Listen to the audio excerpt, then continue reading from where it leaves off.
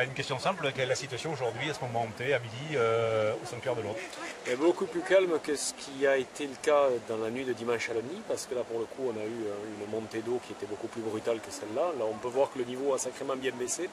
Simplement on est en vigilance, je dirais, vis-à-vis des prédictions de Météo France qui nous annonce une perturbation importante venant de la Bretagne et qui pourra amener des cumuls de précipitations assez importants sur le chaînon montagneux.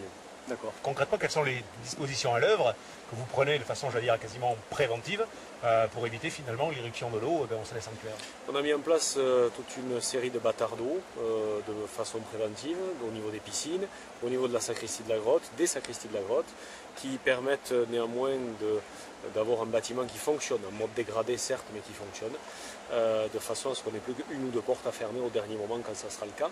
Tous les bâtards d'eau ont été approvisionnés à pied d'œuvre, c'est-à-dire prêts à être assemblés, notamment pour l'église Sainte-Bernadette, et la chapelle des Lumières a commencé à être en partie démantelée, puisque c'est une partie mobile, de façon à pouvoir laisser l'eau s'évacuer si elle a besoin de passer par là.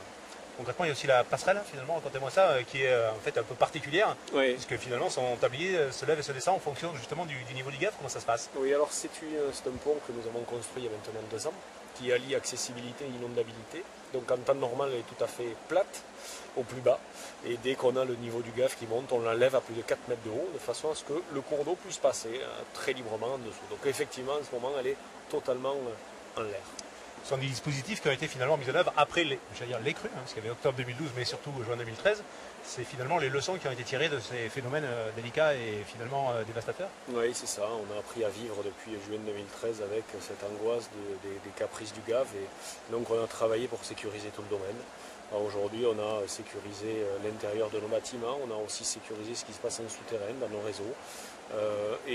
Donc on est prêt maintenant à réagir. Alors on ne peut pas supprimer le risque, mais on réduit la vulnérabilité qui a occasionné tant de dégâts en juin 2013 notamment. Concrètement, pour les heures à venir, quelle est un petit peu la perspective? Est-ce que vous êtes finalement relativement décontracté ou plutôt un peu inquiet? Non, on suit les prédictions, les évolutions. On voit qu'il y a tout un tas de vigilances qui sont maintenues, mais avec des niveaux de précipitation qui ont été revus légèrement à la baisse. Mais en montagne, tout peut évoluer très vite. Il suffit qu'on ait un cours d'eau qui à un moment donné se charge brusquement par une forte précipitation, peut-être avec des fontes de neige, et on peut arriver à une vague presque qui arriverait. Donc on est vigilant, très vigilant.